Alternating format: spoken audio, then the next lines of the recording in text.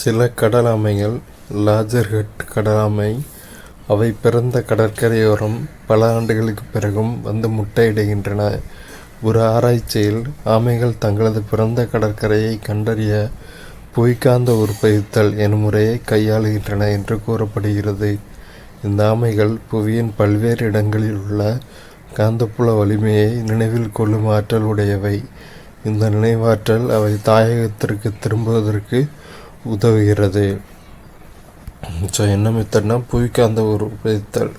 ஒவ்வொரு இடத்துலையும் இருக்கிற காந்தப்புல வலிமையை ஆமைகள் நினைவில் கொள்ளுது. இதனால் எத்தனை வருஷம் கழிச்சினாலும் தன்னோட பிறந்த இடமா இருந்தாலும் அந்த இடத்துக்கு போய் முட்டையிடும் வழக்கத்தை ஆமைகள் கொண்டிருக்கு.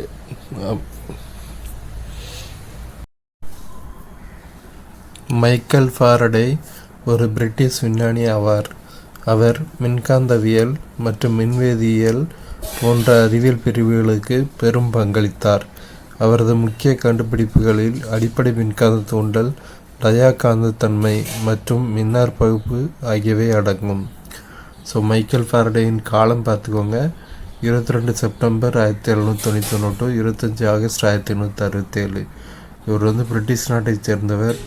இவர் மின்காந்தவியல் மற்றும் மின்வேதியியல் போன்ற அறிவியல் பிரிவுகளில் நிறைய பங்களிச்சிருக்காரு. இவருடைய கண்டுபிடிப்புகளில் முக்கியமானவை அடிப்படை மின்காந்த தூண்டல், டயாகாந்தத்தன்மை, மின்னார் பகுப்பு. இவையெல்லாம் மைக்கேல் ஃபாரடேயின் கண்டுபிடிப்புகளில் முக்கியமானவை.